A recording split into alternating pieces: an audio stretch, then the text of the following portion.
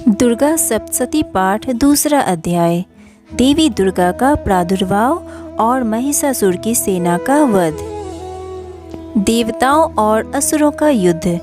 मार्कंडेय ऋषि कहते हैं, पूर्व काल में देवताओं और असुरों में 100 वर्षों तक घोर संग्राम हुआ था। उसमें असुरों का स्वामी महिषासुर था और देवताओं के नायक इंद्र थे। उस युद्ध में देवताओं की सेना महाबली असुरों से परास्त हो गई। संपूर्ण देवताओं को जीतकर महिषासुर इंद्र बन बैठा। तब पराजित देवता प्रजापति ब्रह्मा जी के साथ उस स्थान पर गए जहां भगवान शंकर और विष्णु विराजमान थे। देवताओं ने महिषासुर के पराक्रम तथा अपनी पराजय का पूरा वृतांत उन दोनों देवेश्वरों से कह सुनाया। माँ भगवती को नमस्कार।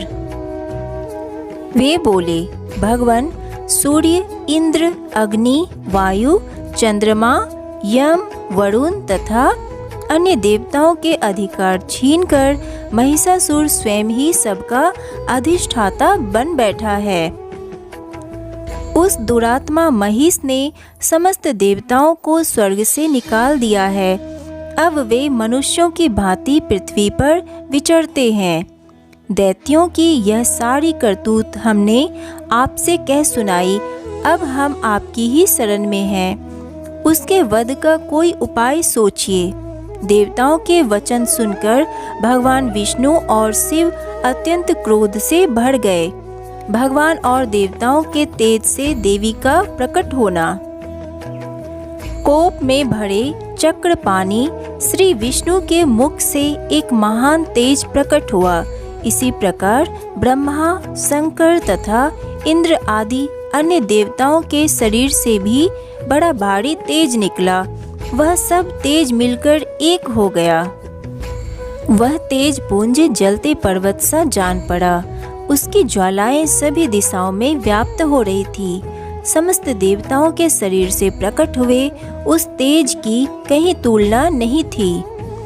एकत्रित होने पर वह नारी रूप में परिणत हो गया और अपने प्रकाश से तीनों लोकों में व्याप्त जान पड़ा। भगवान शंकर का जो तेज था उससे देवी का मुख प्रकट हुआ। यमराज के तेज से सिर के बाल निकल आए। श्री विष्णु के तेज से भुजाएं उत्पन्न हुई। चंद्रमा के तेज से वक्ष स्थल का और इंद्र के तेज से मध्य भाग का प्रादुर्भाव हुआ। वरुण के तेज से जंघा और पिंडली तथा पृथ्वी के तेज से नितंब भाग प्रकट हुआ। ब्रह्मा के तेज से दोनों चरण और सूर्य के तेज से उनकी अंगुलियां हुई। वसुओं के तेज से हाथों की अंगुलियां और कुबेर के तेज से नासिका प्रकट हुई। उस देवी के दांत प्रजापति के तेज से और तीनों नेत्र अग्नि के तेज से प्रकट हुए। उनकी भौहें संध्या के और कान वायु के तेज से उत्पन्न हुए थे। उसी प्रकार अनन्याय देवताओं के तेज से भी उस कल्याणमयी देवी का आविर्भाव हुआ। समस्त देवताओं के तेज पुंज से प्रकट हुई देवी को देखकर महिषासुर के सताए देवता बहुत प्रसन्न हुए। पिनाकधारी भगवान शंकर ने अपने शूल से एक शूल निकालकर उन्हें दिया। फिर भगवान विष्णु ने भी अपने चक्र से चक्र उत्पन्न करके भगवती को अर्पण किया। वरुण ने शंख भेंट किया, अग्नि ने शक्ति दी और वायु ने धनुष तथा वाण से भरे हुए 2 तरकस प्रदान किए। सहस्त्र नेत्रों वाले देवराज इंद्र ने अपने वज्र से वज्र उत्पन्न करके दिया और एरावत हाथी से उतारकर 1 घंटा भी प्रदान किया। यमराज ने काल दंड से दंड, वरुण ने पास, प्रजापति ने स्फटिक की माला दी, ब्रह्मा जी ने कमंडलू भेंट किया। सूर्य ने देवी के समस्त रोम कूपों में अपनी किरणों का तेज भर दिया। काल ने चमकती ढाल और तलवार दी। क्षीर सागर ने धवल हार तथा कभी जीर्ण न होने वाले 2 दिव्य वस्त्र भेंट किए। साथ ही उन्होंने दिव्य चूड़ामणि, 2 कुंडल, कड़े, उज्ज्वल अर्धचंद्र, सब बाहुओं के लिए केयूर, दोनों चरणों के लिए निर्मल नुपुर, गले की हंसली और सब अंगुलियों के लिए रत्नों की अंगूठियां भी दी। विश्वकर्मा ने उन्हें फरसा भेंट किया। साथ ही अनेक प्रकार के अस्त्र और अभेद्य कवच दिए। इनके अलावा मस्तक और वक्ष स्थल पर धारण करने के लिए कभी ना कुंभलाने वाले कमलों की मालाएं दी। जल्दी से उन्हें सुंदर कमल का फूल भेंट किया। हिमालय ने सवारी के लिए सिंह तथा भांति भांति के रत्न समर्पित किए। धनाध्यक्ष कुबेर ने मधु से भरा पान पात्र दिया तथा संपूर्ण नागों के राजा शेष ने, जो इस पृथ्वी को धारण करते हैं, उन्हें बहुमूल्य मणियों से विभूषित नागहार भेंट किया। इसी प्रकार अन्य देवताओं ने भी आभूषण और अस्त्र शस्त्र देकर देवी का सम्मान किया। इसके पश्चात देवी ने अट्ठास पूर्वक उच्च स्वर्ग से गर्जना की। उस भयंकर नाद से संपूर्ण आकाश गूंज उठा। देवी का वह अत्यंत उच्च स्वर से किया हुआ सिंहनाद कहीं समा न सका। आकाश में बड़ी जोर की प्रतिध्वनि हुई, जिससे संपूर्ण विश्व में हलचल मच गई और समुद्र कांप उठा। पृथ्वी डोलने लगी और समस्त पर्वत हिलने लगे। उस समय देवताओं ने अत्यंत प्रसन्नता के साथ सिंह वाहिनी भवानी से कहा, देवी तुम्हारी जय हो। महर्षियों ने भक्ति भाव से विनम्र होकर उन्हें नमस्कार किया। संपूर्ण त्रिलोकी को क्षोभग्रस्त देख दैत्य अपनी समस्त सेना को कवच आदि से सुसज्जित कर हाथों में हथियार ले सहसा उठकर खड़े हो गए। महिषासुर ने बड़े क्रोध में आकर कहा, यह क्या हो रहा है? फिर वह असुरों से घिरकर उस सिंहनाद की ओर लक्ष्य करके दौड़ा और आगे पहुंचकर उसने देवी को देखा, जो अपनी प्रभा से तीनों लोकों को प्रकाशित कर रही थी। उनके चरणों के भार से पृथ्वी दबी जा रही थी। माथे के मुकुट से आकाश में रेखा से खींच रही थी।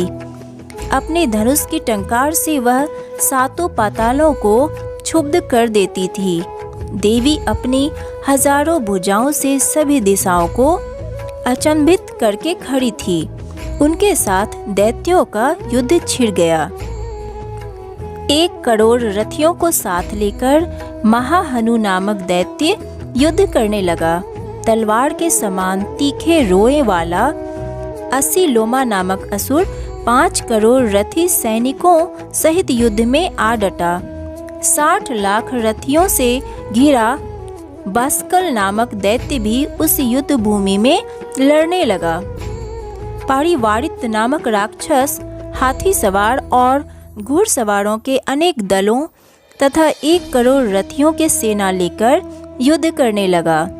बिडाल नामक दैत्य 5 अरब रथियों से घिरकर लोहा लेने लगा। इनके अतिरिक्त और भी हजारों महादैत्य रथ, हाथी और करोड़ों की सेना साथ लेकर देवी के साथ युद्ध करने लगे। स्वयं महिषासुर रणभूमि में सहस्त्र रथ, हाथी और करोड़ों की सेना से घिरा हुआ खड़ा था। वे दैत्य देवी के साथ तोमर, भीदिपाल, शक्ति, मूसल, खड्ग, परशु और पट्टिस आदि अस्त्र शस्त्रों का प्रहार करते हुए युद्ध कर रहे थे। देवी ने क्रोध में भरकर खेल खेल में ही अपने अस्त्र शस्त्रों की वर्षा करके दैत्यों के समस्त अस्त्र शस्त्र काट डाले। उनके मुख पर परिश्रम या थकावट का लेस मात्र भी चिन्ह नहीं था। देवता और ऋषि उनकी स्तुति करते थे और वे भगवती परमेश्वरी दैत्यों पर अस्त्र शस्त्रों की वर्षा करती रही। देवी का वाहन सिंह भी क्रोध में भरकर गर्दन के बालों को हिलाता हुआ असुरों की सेना में इस प्रकार विचरने लगा मानो वनों में दावानल फैल रहा हो।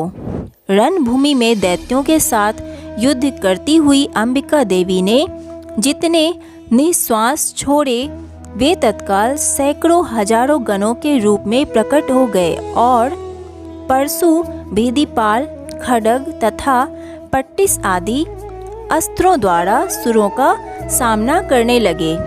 देवी की शक्ति से बढ़े हुए वे गण असुरों का नाश करते हुए नगाड़ा और शंख आदि बाजे बजाने लगे। उस संग्राम महोत्सव में कितने ही गण मृदंग बजा रहे थे। तदंतर देवी ने त्रिशूल से, गदा से, शक्ति की वर्षा से और खड्ग आदि से सैकड़ों महादैत्यों का संहार कर डाला। कितनों को कांटे के भयंकर नाद से मूर्छित करके मारा। बहुतरों को पास से बांधकर धरती पर घसीटा। अनगिनत दैत्य उनकी तलवार की मार से टुकड़े हो गए। कितने ही गदा की चोट से घायल हो धरती पर सो गए। कितने ही मूसल की मार से रक्त वमन करने लगे। बाज की तरह झपटने वाले दैत्य अपने प्राणों से हाथ धोने लगे। कुछ की बाहें छिन्न भिन्न हो गई। कितनों के गर्दन मस्तक कटकर गिरे। मस्तक कट जाने पर भी फिर उठ जाते और केवल धड़ के ही रूप में ही युद्ध करने लगते। दूसरे कबद युद्ध के बाजों की लय पर नाचते। कितने ही बिना सिर के धड़ हाथों में खड्ग और शक्ति लिए दौड़ते थे तथा दूसरे महादैत्य ठहरो ठहरो यह कहते हुए देवी को युद्ध के लिए ललकारते थे। जहाँ संग्राम हुआ वहाँ की धरती देवी के गिराए हुए रथ, हाथी, घोड़े और असुरों की लाशों से ऐसी पट गई थी कि वहाँ चलना फिरना असंभव हो गया था। दैत्यों की सेना में हाथी, घोड़े और असुरों के शरीरों से इतनी अधिक मात्रा में रक्तपात हुआ था कि थोड़ी ही देर में वहाँ खून की बड़ी बड़ी नदियाँ बहने लगी। जगदम्बा ने असुरों की विशाल सेना को क्षण भर में नष्ट कर दिया। ठीक उसी तरह जैसे तृण और काठ के भारी ढेर को आग कुछ ही क्षणों में भस्म कर देती है। सिंह भी गर्दन के बालों को हिला हिलाकर जोर जोर से गर्जना करता हुआ दैत्यों के शरीरों से मानो उनके प्राण चुन लेता था। वहाँ देवी के गणों ने भी उन महादैत्यों के साथ ऐसा युद्ध किया जिससे आकाश में खड़े देवतागण उन पर बहुत संतुष्ट हुए और फूल बरसाने लगे। महिषासुर की सेना का वध नामक ये दूसरा अध्याय यहाँ पर समाप्त होता है।